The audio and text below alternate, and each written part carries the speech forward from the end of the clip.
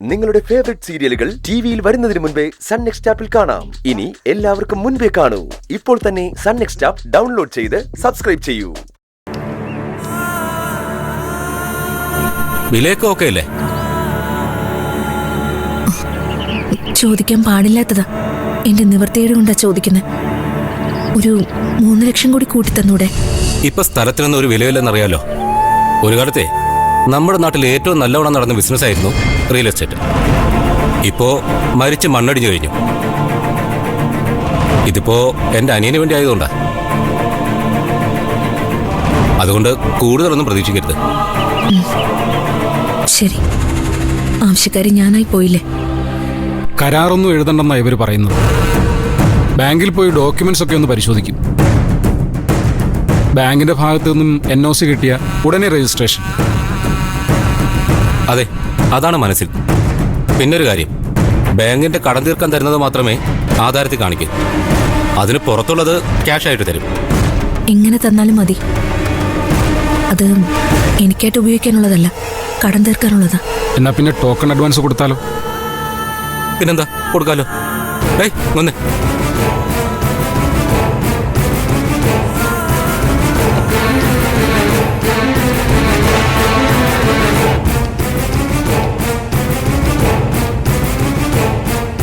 ഇതാ 10,000 രൂപയുണ്ട്.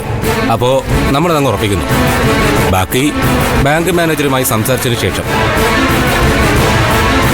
എന്നിറങ്ങട്ടെ. ശരി. ആ,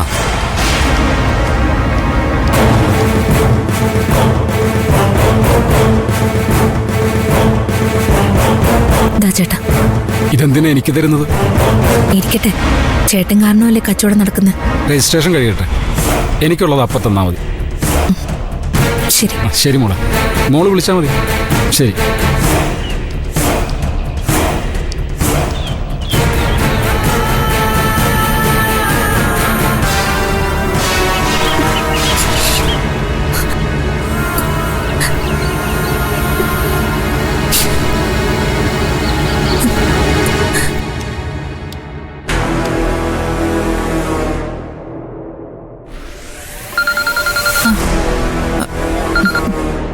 ആ മോളെ, മോക്ക് സുഖാണോ?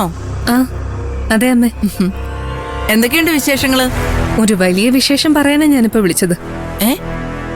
ശരത്തില്ലേ, അവന്റെ കല്യാണം നിശ്ചയിച്ചു. ആരുമായിട്ട്? നിത്യയായിട്ട്. അത് നടക്കുകയല്ലെന്നാണല്ലോ മോള് പറഞ്ഞോണ്ടിരുന്നത്. എന്നിട്ടിപ്പോ എന്തു പറ്റി? അമ്മേ, കല്യാണം നിശ്ചയിച്ചു എന്ന് കരുതിയത് നടക്കണമെന്നില്ലല്ലോ. അതിന് ഒരുപാട് കടമ്പകൾ കടക്കേണ്ടി വരില്ലേ? പ്രശ്നമാവോ? അമ്മേ, ശരത് ആരാണെന്ന് ദേവികയ്ക്ക് നന്നായിട്ട് അറിയാം. നിത്യയ്ക്കും അറിയാം.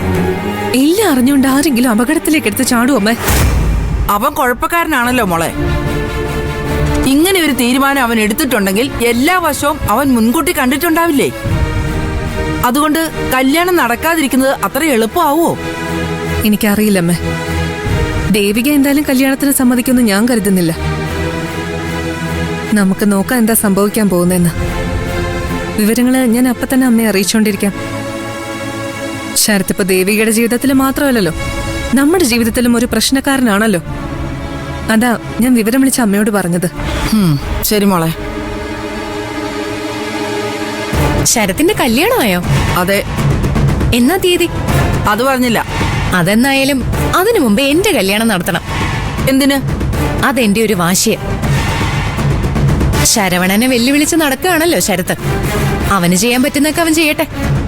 നീ എന്തിനാ അവരുമായിട്ടൊക്കെ വഴക്കിന് പോകുന്നത്? വഴക്കോ? എനിക്കോ? ഒരിക്കലുമില്ല. ഒരു തരം വാശി, അങ്ങനെ കണ്ടാ മതി ഇതിന്. ജീവിതത്തിന് രസം വേണ്ടേ അമ്മായി? അതിനുള്ള വഴികളാണെന്ന് വിചാരിക്കും. ഡേറ്റ് വേഗം അറിയണം. എന്നിട്ട് വേണം എനിക്ക് എന്റെ തീയതി തീരുമാനിക്കാൻ.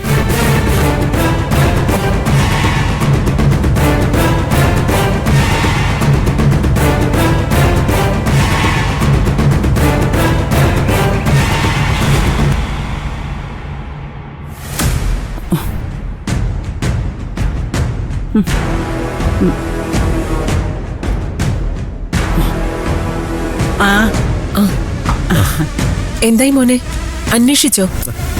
അന്വേഷിക്കാതിരിക്കോ അമ്മേ? അമ്മയുടെ ഒരു ആഗ്രഹമില്ലേ, അത് നടത്തി തരേണ്ടത് എന്റെ കടമയല്ലേ. മനോഹരൻ അങ്ങനെ കിടക്കുന്നതുകൊണ്ട് വല്ല കുഴപ്പമുണ്ടോ മോനെ? അഡ്വക്കേറ്റ് ചന്ദ്രലേഖയാ നമ്മുടെ ആധാരം തയ്യാറാക്കുന്നത്. ആ രജിസ്ട്രാറുമായിട്ട് നേരിട്ട് സംസാരിച്ചു. അച്ഛന് ഒപ്പിടാൻ വയ്യാത്ത അവസ്ഥയായോണ്ട് തമ്പ് ഇംപ്രഷൻ എടുപ്പിച്ചാൽ മതിയെന്നാ അദ്ദേഹം പറഞ്ഞത്. ഓ രജിസ്ട്രേഷൻ ഒരു തടസ്സമില്ലാതെ നടക്കും. ഈ വീട് സ്ഥലവും ആ ദേവിക്ക് പോകുന്നുള്ള പേടി അതോടെ തീരും. ആ ഇപ്പോഴാ ശ്വാസം ഒന്ന് നേരെ വീണത്. എനിക്കൊരു പേടിയുണ്ടായിരുന്നു, ആധാരം ചെയ്യാൻ പറ്റുമോ ഇല്ലേന്ന്. അതിനുള്ള തടസ്സം ഒഴിഞ്ഞു കിട്ടിയല്ലോ, ആശ്വാസം. പെട്ടെന്ന് തന്നെ ചെയ്യാമല്ലോ അല്ലേ അമ്മേ? ഇനി എന്തിനാ വെച്ച് താമസിപ്പിക്കുന്നേ? എത്രയും പെട്ടെന്ന് നടന്നാ അത്രയും നല്ലത്. കല്യാണത്തിന് മുമ്പ് രജിസ്ട്രേഷൻ നടത്തണമെന്നാ എനിക്ക്. വേറൊന്നും കൊണ്ടല്ല, അങ്ങനെ നടത്തിയ പുതുപ്പെണ്ണെ കൊണ്ട് ഈ വീട്ടിൽ തന്നെ വന്ന് കയറാമല്ലോ. നിത്യയുടെ വീടാണെങ്കിലും ആധാരത്തിൽ എന്റെ പേരാണല്ലോ. അങ്ങനെ വരുമ്പോ ഇത് എന്റെ വീടായിട്ട് മാറുമല്ലോ. വീട് ആരുടേതാണെങ്കിലും ശരത്മോനും നിത്യം കല്യാണം കഴിഞ്ഞ് ഇവിടെ തന്നെ വന്ന് കേറുന്നതാ എനിക്കിഷ്ടം. എനിക്ക് അതാ മോനെ ഇഷ്ടം. എന്നാ പിന്നെ പഴയ ആധാരം ഒന്ന് തരണം. എഴുതിക്കണ്ടേ? അതിന് ഒറിജിനൽ ആധാരം ചന്ദ്ര ഏൽപ്പിക്കണം. എടുത്തു കൊടുക്ക് പാർവതി അങ്ങോട്ട്. നിന്റെ അലമാരെ തന്നെ ഇരിപ്പുണ്ടല്ലോ. ഞാൻ ഇപ്പൊ എടുത്തുതരാം. അമ്മേ, അച്ഛന്റെ ഒരു ഫോട്ടോയും കൂടെ വേണം. ഇഷ്ടദാനമായിട്ടാണോ എഴുതുന്നേ? അല്ലല്ല, തീരായിട്ട് തന്നെ. ഇഷ്ടദാനമാണെങ്കിലേ പിന്നെ വേണമെങ്കിൽ അച്ഛൻ റദ്ദാക്കാവല്ലോ. ഓ തീരാണെങ്കിൽ പറ്റില്ല. ശരിയാ ശരിയാ. എന്താണോ ഉചിതമെന്ന് തോന്നുന്നത് അതുപോലെ ചെയ്തോ. ഇനി ഈ വീടിന്റെ നാഥൻ നീയാ. മുത്തശ്ശി, നന്നായി വരും മോനെ, നന്നായി വരും. ഈ വിനയുണ്ടല്ലോ, അത് നിന്നെ ഉയരങ്ങളിൽ എത്തിക്കും. ഞാൻ ആധാരം എടുത്തിട്ട് വരാം. പാർവതി, ഫോട്ടോയുടെ കാര്യം മറക്കല്ലേ? ശരി അമ്മേ.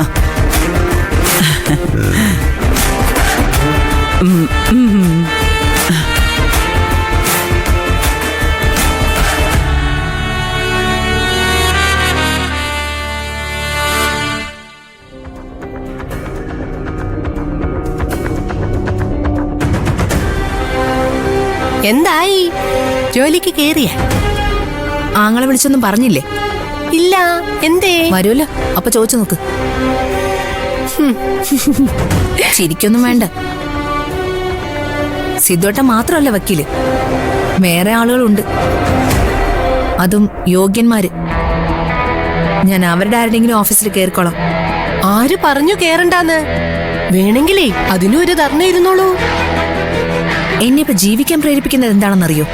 നിങ്ങളുടെയൊക്കെ ഈ പുച്ഛ. കണ്ടോ?